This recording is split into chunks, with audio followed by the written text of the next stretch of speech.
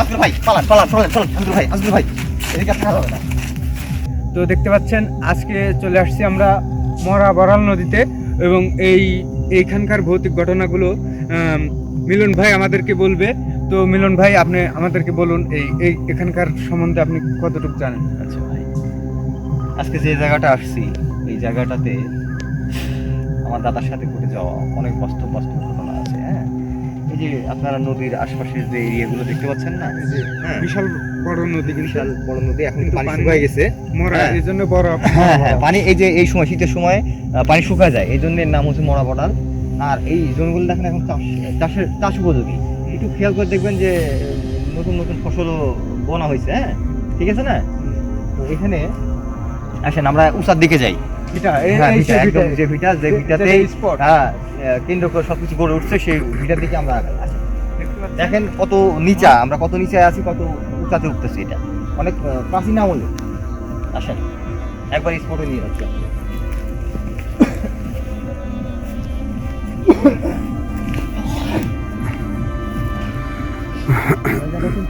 হ্যাঁ দেখান, এবার একটু দেখান। ভয়ানক কিন্তু। জায়গাটা অনেক ভয়ানক, অনেক মোটা মোটা গাছ দেখছি।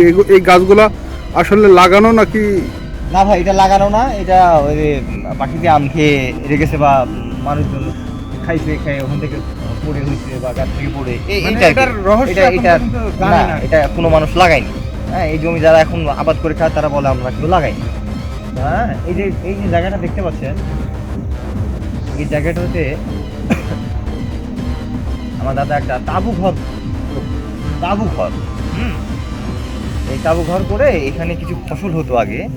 কালাই নামে একটা ফসল। হ্যাঁ, তো কালাই এই মরা বড়লের জায়গা দিয়ে অনেকগুলো জায়গা আছে যেখানে এই শীতের সময় হ্যাঁ কালাই চাষ করতো।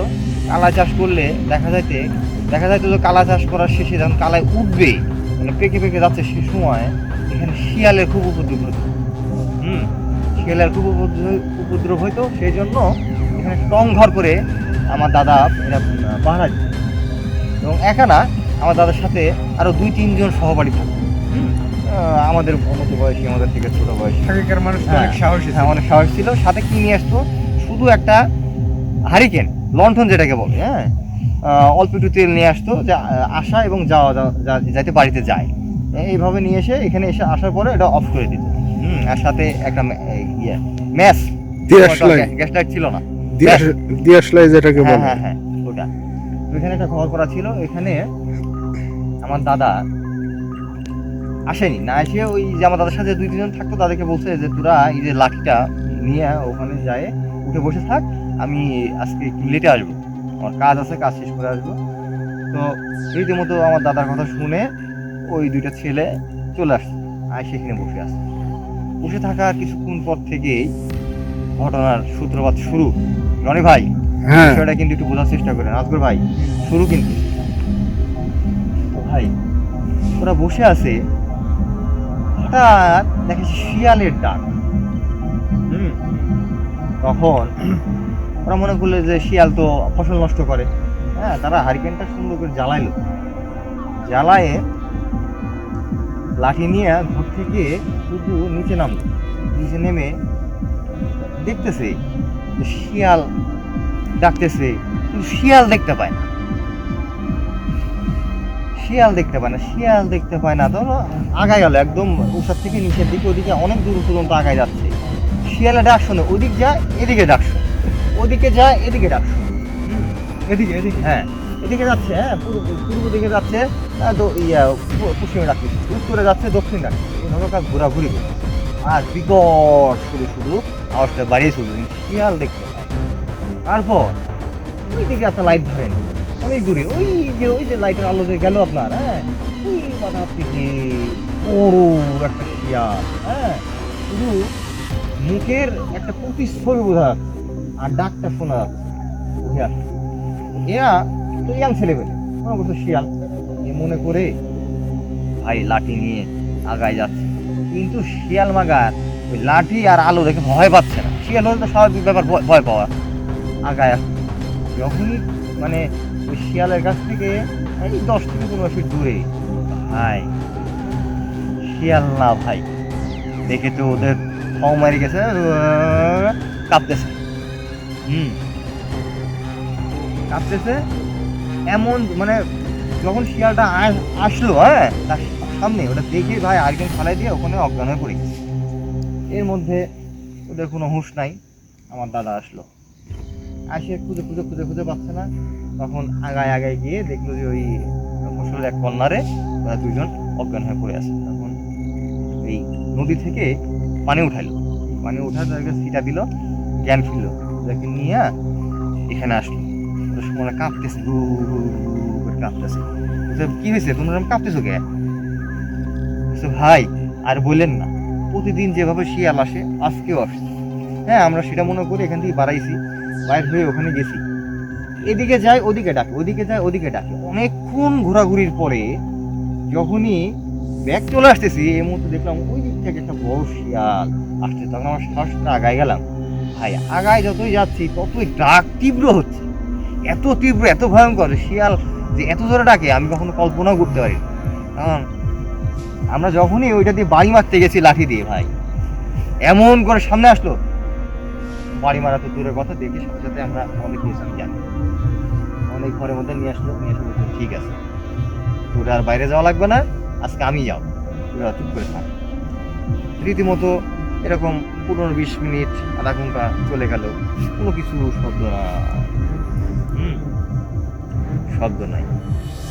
আধা ঘন্টা 45 মিনিট পর ওই বিকট শব্দ, বিকট শব্দ শুনে ওই যে দুটা ছেলে ছিল ভাই, ওরা ওখানে কাপাকাল শুরু করছে।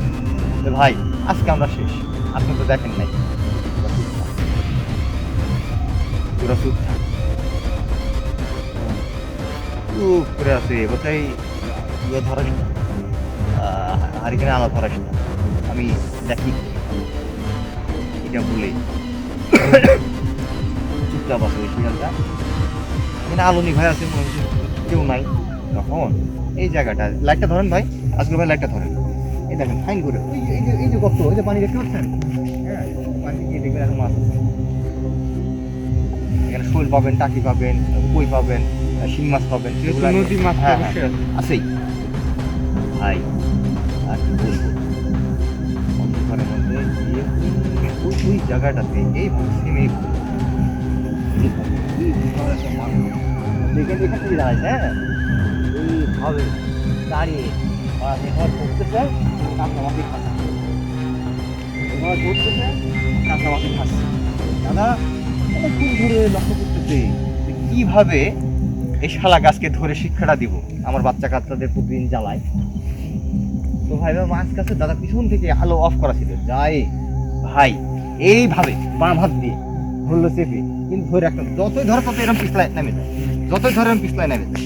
আর এমন ভাবে ধরছে দাদা, দোয়া পড়তেছে, অনেক কিছু জানে, দোয়া পড়ে এইভাবে এমন ধরে ধরছে, ধরে বলতেছে তুই কি জন্য আমার এই দুটো বাচ্চা ছেলেকে ভয় দেখাইছি। এ কথা বলার পর সব হাসিতে বললো, কেন তুই তো জানিস আমি এখানে প্রতিদিন মাছ খাতে আসি,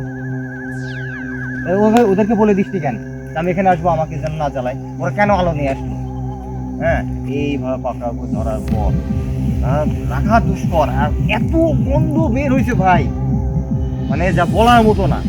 গন্ধে মানে এত দুর্গন্ধ, সেই দুর্গন্ধে দম একদম নিঃশ্বাস বন্ধ হয়ে যাচ্ছে। এরা এই গন্ধে বমি করে দিচ্ছে এদিক দিয়ে। তারপরে দাদা বললো আর কখনো এদিকে আসিস না, সেট করে এই ঘরে পাশ দিয়ে এইদিকে এই সোজা, এই সোজা চলে গেছে।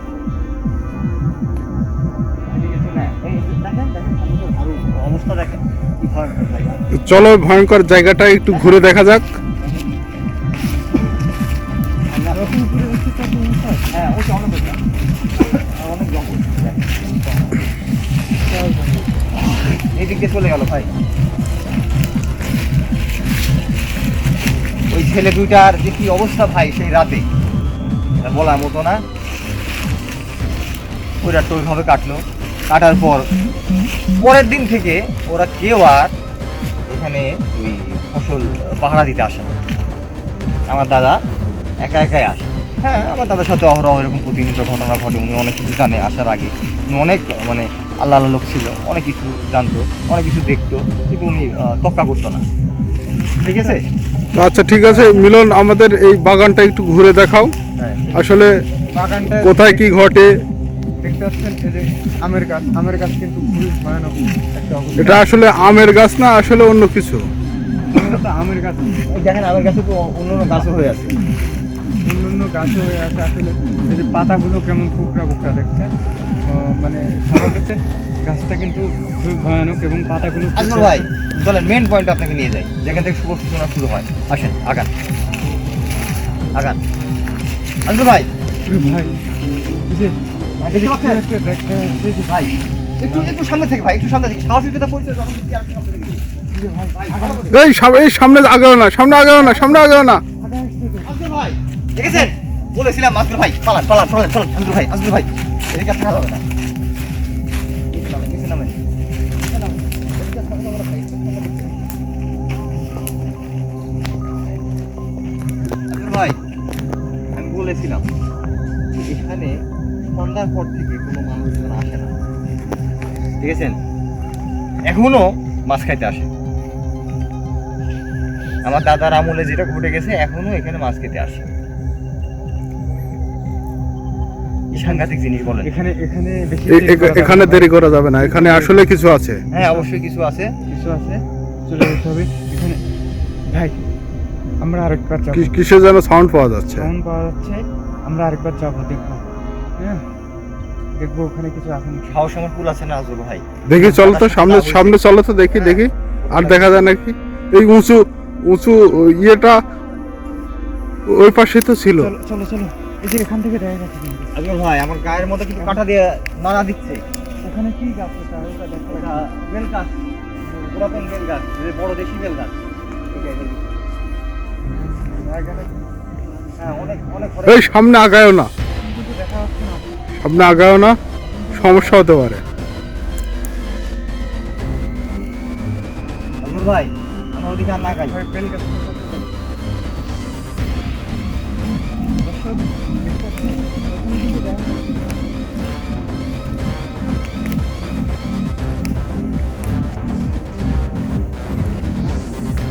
আজল ভাই এদিকে যাওয়া যাবে না আজল ভাই। এই দেখেন সাংঘাতিক অবস্থা। ভেঙে চুরে ফেলছে এদিকে। এদিকে যাওয়া যাবে না আজল ভাই। খতরনাক জায়গা এখানে। ওই দেখেন ওই দিক দিয়ে আসছে, এদিকে ডোমকে মুচড়ে গেছে আজল ভাই। চলেন আজকে এখানে আর থাকা যাবে না, চলেন চলেন চলেন তাড়াতাড়ি আসেন। খুব সাংঘাতিক জায়গা, খতরনাক জায়গা। আসেন। না দেরি করা যাবে না কোনোভাবেই না। আজকের ভিডিও পর্যন্ত।